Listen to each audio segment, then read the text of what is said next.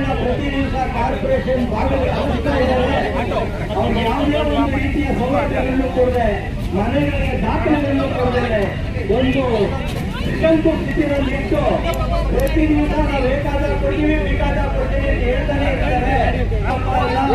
ಜನಗಳ ಒಂದು ತೆರಿಗೆ ಹಣವನ್ನು ಲೂಟಿ ಮಾಡಿಕೊಂಡು ಅವರು ಯಥೇಚ್ಛವಾಗಿ ಬಳಸಿಕೊಂಡು ಅವರ ಶಕ್ತಿಗೆ ಉಪಯೋಗಿಸಿಕೊಂಡು ಇವತ್ತೇನು ಬಿಟ್ಟಿ ಭಾಗ್ಯ ಕೊಡ್ತೀವಿ ಎಂಬುದು ಎಲ್ಲ ಇಲಾಖೆಗಳ ಹಣವನ್ನು ಒಂದು ಗುರುತು ಮಾಡ್ತಾ ಇದ್ದಾರೆ. ಅಂತ ಒಂದು ಸರ್ಕಾರದ ವಿರುದ್ಧ ಇವತ್ತು ನಮ್ಮ ಬೆಂಗಳೂರು ನಗರದ ವತಿಯಿಂದ ರಮೇಶ್ ಗೌಡ ನೇತೃತ್ವದಲ್ಲಿ ಒಂದು ಪ್ರತಿಭಟನೆ ಮಾಡ್ತಾ ಇದ್ದೀವಿ. ಇದು ಸಾಂಕೇತಿಕ ಪ್ರತಿಭಟನೆ. ಮತ್ತೆ ಇವತ್ತು ನೋಡ್ತಾ ಇದ್ದೀವಿ, ರಾಜ್ಯದ ಎಲ್ಲೆಡೆ ರೈತರುಗಳಿಗೆ ಒಳ್ಳೆ ಮಳೆ ಬರ್ತಾ ಇದೆ, ಬೆಳೆ ಬೆಳೆಯುವಂತ ಅವಕಾಶ, ಅವರಿಗೆ ರಸಗೊಬ್ಬರನ ಸಪ್ಲೈ ಮಾಡದೇ ಇರುವಂತ ಒಂದು ದುಸ್ಥಿತಿಯಲ್ಲಿ ನಮ್ಮ ರಾಜ್ಯ ಸರ್ಕಾರ ಇದೆ. ಇವತ್ತು ಕೇಂದ್ರ ಸರ್ಕಾರದ ವಿರುದ್ಧ ಬೆಟ್ಟು ತೋರಿಸ್ತಾರೆ. ಆದ್ರೆ ಕೇಂದ್ರ ಸರ್ಕಾರದಿಂದ ಬಂದಿರುವಂತಹ ಗೊಬ್ಬರವನ್ನ ಕಾಳಸಂತೆಯಲ್ಲಿ ಏನು ಮಾರ್ಕೊಂಡು ಇವರು ದುಡ್ಡು ಮಾಡ್ಕೊತಾ ಇದ್ದಾರೆ. ಇವರ ಸಪೋರ್ಟರ್ಸ್ಗೆಲ್ಲ ಏನು ಗೊಬ್ಬರನ ಯಥೇಚ್ಛವಾಗಿ ಕೊಟ್ಟು ಅವ್ರ ಕಾಳಸಂತೆಯಲ್ಲಿ ಏನು ಮಾರ್ತಾ ಇದ್ದಾರೆ, ಅದನ್ನ ಖಂಡಿಸ್ತೀವಿ ನಾವು. ರೈತರಿಗೆ ಮುಂದಿನ ದಿನಗಳಲ್ಲಾದ್ರೂ ಆದಷ್ಟು ಬೇಗ ರಸಗೊಬ್ಬರವನ್ನು ಸರಿಯಾದ ರೀತಿಯಲ್ಲಿ ವಿತರಣೆ ಮಾಡಬೇಕು.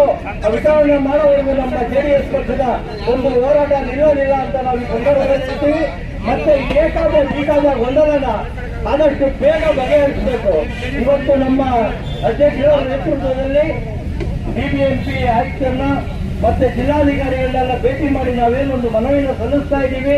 ನಮ್ಮ ಈ ಒಂದು ಮನವಿಗೆ BBMP ಆಯುಕ್ತರು ಆದಷ್ಟು ಬೇಗ ಸ್ಪಂದಿಸಿ ಈ ಒಂದು ಸಮಸ್ಯೆಗಳನ್ನ ಬಗೆಹರಿಸಬೇಕು ಅಂತ ನಾವು ಕಳಕಳಿಯಿಂದ ಈ ಸಂದರ್ಭದಲ್ಲಿ ಕೇಳ್ಕೊಂಡು ಮತ್ತೊಮ್ಮೆ ನಾವು ಹೇಳ್ತಿದ್ದೀವಿ, ಈ ಒಂದು ರಾಜ್ಯ ಸರ್ಕಾರ ರೈತ ವಿರೋಧಿ ಮತ್ತು ಜನ ವಿರೋಧಿಗಳ ಒಂದು ಸರ್ಕಾರ ಆಗಿದೆ. ದಯವಿಟ್ಟು ನಾವೆಲ್ಲ ಸಾರ್ವಜನಿಕರು ಈ ಒಂದು ಹೋರಾಟಕ್ಕೆ ಬೆಂಬಲ ಕೊಡಬೇಕು.